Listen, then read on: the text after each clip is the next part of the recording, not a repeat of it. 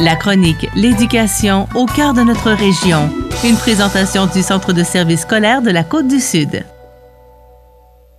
Je vous souhaite la bienvenue à cette chronique L'éducation au cœur de notre région. Puis c'est un peu spécial pour cette chronique aujourd'hui. On se retrouve sur le terrain de JRM et je vais vous expliquer pourquoi. D'abord, mes invités, c'est Mme Rachel Bégin, qui est directrice générale, la nouvelle directrice générale du Centre de services scolaires Côte-du-Sud. Bonjour, Mme Bégin. Bonjour. Denis Ringuette, qui est le directeur général du centre, le CFP de l'Envolée. Ça va être plus simple. Bonjour, M. Ringuette. Et Réal Sanson, que tout le monde connaît bien, qui est le propriétaire de JRM. Madame, je commence avec vous. Parce qu'on commence à parler aujourd'hui de ce programme qui existe depuis quelques semaines, alors qu'on peut apprendre maintenant à travailler sur un chantier, mais avec la machinerie. Oui. C'est nouveau, ça? Ben oui et non. Il y a quand même, en formation professionnelle, on a quand même de l'équipement que les jeunes vont retrouver dans le milieu du travail. Pas seulement à notre centre de services scolaires, là, mais dans l'ensemble du Québec, dans les centres de formation professionnelle. Mais vous comprendrez que de se procurer ces équipements-là rapidement comme ça nous prenait des partenariats comme on a avec l'entreprise ici parce que on n'est pas équipés, nous, au centre de services scolaires de la Côte-du-Sud pour offrir ce programme-là à l'intérieur de nos propres bâtisses et avec nos propres équipements.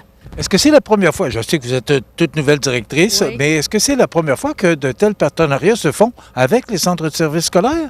Bien, en fait, oui et non. Il y a plusieurs partenariats qui se font avec des entreprises, même dans les DEP réguliers, parce que là, ici, on parle d'une AEP. Moi, j'ai déjà été directrice d'un centre de formation professionnelle, puis on avait des liens étroits avec l'industrie là, qui nous fournissait du matériel, qui nous fournissait des terrains aussi. Les entreprises sont intéressées à faire ces genres de liens-là parce que, éventuellement, on forme leurs futurs travailleurs. Donc, c'est toujours gagnant-gagnant de faire ce partenariat-là.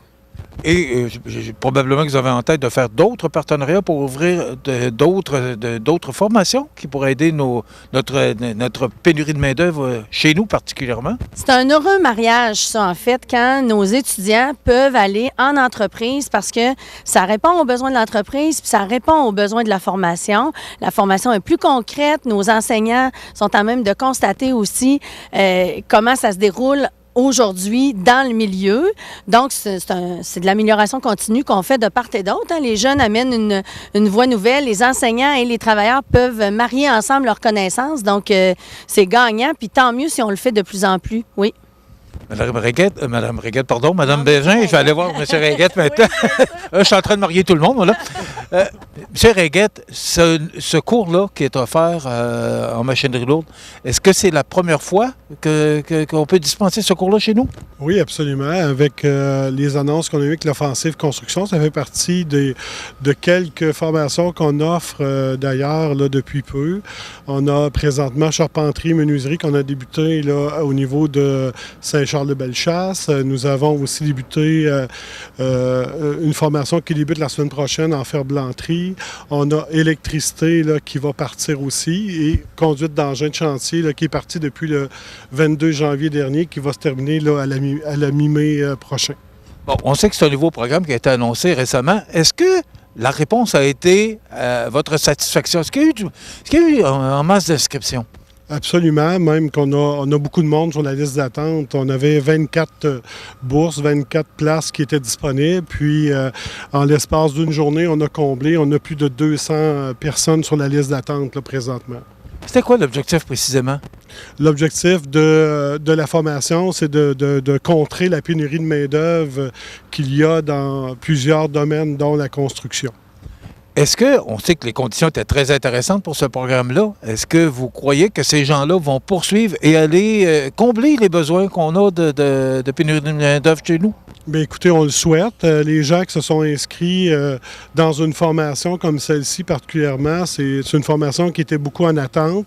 Il n'y a pas beaucoup de centres de formation qui offrent cette formation-là.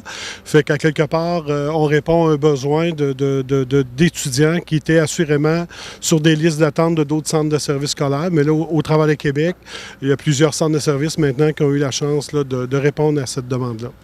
On a une pénurie de main-d'œuvre, oui, au niveau de la construction, mais pénurie de main-d'œuvre des enseignants. Est-ce que vous avez réussi à combler tous vos besoins pour répondre à la demande? Pour les formations que je vous ai nommées plus tôt, oui, malheureusement, pour réfrigération, là, avec les nombreuses tentatives que nous avions faites au niveau du centre de services scolaires avec les ressources humaines, on a contacté des entreprises directement et malheureusement, il y a tellement de pénurie au niveau de la réfrigération que nous n'avons pas pu recruter le personnel nécessaire pour offrir. Nous avons dû annuler là, dernièrement cette formation, là, d'où il y avait aussi 22 étudiants malheureusement là, qui attendaient pour démarrer cette formation. Est-ce que ce programme-là risque de se poursuivre à l'automne? Est-ce que c'est que pour une période donnée où on pense pouvoir continuer justement en raison du nombre d'inscriptions puis aussi de la pénurie de main-d'œuvre? Écoutez, on répond aux besoins présentement par rapport aux annonces du ministère de l'Éducation. Il n'est pas dit qu'il n'y aura pas d'autres annonces. Nous sommes en attente là, de voir si cette offensive va se poursuivre. Nous, on sera présents pour répondre adéquatement à cette demande. Et pour M. Sanson, qui est l'entrepreneur, il a fallu lui donner des directives pour que ça réponde aux attentes aussi du ministère? Bien, écoutez, on n'aurait pas pu faire ce projet-là sans les entreprises, dont M. Sanson, assurément, au niveau du GRM. On a discuté en décembre, là, lorsque je suis venu le visiter. Il y avait quand même une écoute très attentive de pouvoir offrir sur les terrains de Montmagny, dans le secteur de Montmagny, pouvoir répondre à un besoin de main-d'œuvre. Donc, on remercie beaucoup l'entreprise d'avoir répondu positivement à cette demande. Ça a été beaucoup d'organisations en très peu de temps parce qu'on s'est rencontrés juste avant les fêtes. Moi, à partir du 8 janvier, on était très proactifs. On a 2 classes qu'on a montées avec des locations de roulottes. On a des toilettes qui ont été louées aussi. M. Sanson s'est occupé de tout aménager, clôturer le terrain et d'installer une entrée électrique là, qui était faite là, pour nous. Donc, c'est vraiment, on le remercie beaucoup. Là.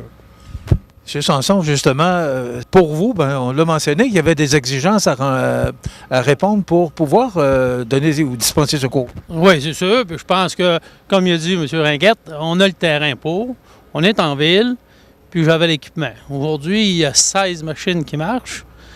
Il y en a une 17 qui ne marchent pas ici, mais on est capable d'offrir le service pour être à la main, surtout comme M. Ringuette dit. Moi, je me suis occupé de faire une entrée électrique 400 ampères. 400 ampères. Puis on sait que c'est compliqué à faire collecter avec l'hydro, mais on a réussi en 1 mois. Fait que tout était fait. Puis je pense que ça va bien, puis on a livré la marchandise. Bon, Réal, moi je vous demande tout de suite, là, vous avez, vous, des problèmes de main-d'œuvre. Vous manquez de personnel, vous aussi. Oui, c'est sûr. Puis l'avantage qu'on a, que j'ai, je pense aujourd'hui, ben, on va avoir les premiers à choisir. Ça veut dire, parmi tous ceux-là qui passent le cours, ou n'importe, ben, je suis choyé parce que je vais pouvoir choisir dans les premiers, puis je vais leur offrir une job, c'est sûr. Est-ce que ça vous crée beaucoup de problèmes, le fait, justement, d'avoir cette pénurie de main-d'œuvre? Est-ce que pour vous, là, ce programme-là va répondre à toutes vos exigences à vous, comme entrepreneur? Bien, bien, pas toutes, mais ça va aider. Parce que oui, on manque d'opérateurs, mais on manque beaucoup de journaliers en construction. On manque, que ce soit sur le pavage, sur l'asphalte, ou en excavation, en égout caduc. On manque beaucoup de personnel là-dessus. Mais c'est sûr qu'opérateurs de PL ou de machinerie lourde, ben là, on va peut-être en combler quelques-uns.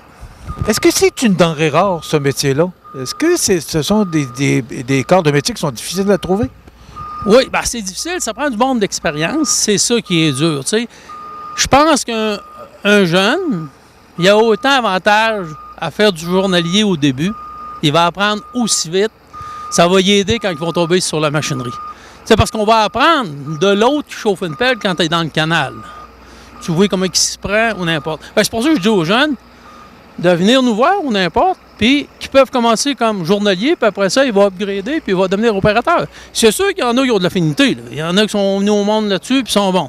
Mais il y en a d'autres, là, je veux dire, ils vont en prendre autant à travailler journalier, ensuite être opérateur. Madame Bégin, je termine avec vous en disant ou en pensant que ça fait longtemps que je suis dans le domaine des communications dans la région, que qu'on voit un tel partenariat avec un entrepreneur, la machinerie, et qu'on peut dispenser un cours avec le centre de formation de notre région. Oui, mais en fait, dans tout le beau monde de l'éducation, faire des liens, l'école et la communauté, là ici c'est la communauté d'affaires, c'est dans l'ADN de la loi sur l'instruction publique. On souhaite ça dans nos écoles, être en partenariat avec la communauté. Parfois, ça va être des organismes communautaires qui vont venir aider nos plus petits, mais là, on le voit bien là, avec les gens d'affaires, c'est hyper important. On veut tous le bien de la région, donc ça passe par l'éducation, par le partenariat. Donc, moi, je remercie beaucoup monsieur pour sa contribution. Puis je pense que c'est gagnant-gagnant, comme je le disais tantôt. Ce que je comprends, c'est que le titre de notre chronique, c'est l'éducation au cœur de notre région. C'est qu'on n'a pas fini de voir des partenariats entre le privé et le public. Bien, nous, on lève la main toujours. Donc, puis à date, la réponse est toujours très bonne ici. Donc, oui, je pense que c'est sur une bonne voie de continuer. Merci beaucoup, Mme Bégin. Mme Rachel Bégin, qui est la nouvelle directrice du Centre de services scolaires de la Côte-du-Sud. M. Danny Ringuette, qui est directeur du CFP de l'Envolée à Montmagny. Et Réal Sanson, qui est propriétaire de l'entreprise IRM à Montmagny. Mais voilà, ça démontre vraiment que l'éducation est au cœur de notre région. Alors voilà, pour cette belle chronique qu'on a réalisée sur les terrains de JRM à Montmagny. Merci beaucoup à tout le monde. Merci. Ça complète. La chronique L'éducation au cœur de notre région. Une présentation du Centre de services scolaires de la Côte-du-Sud.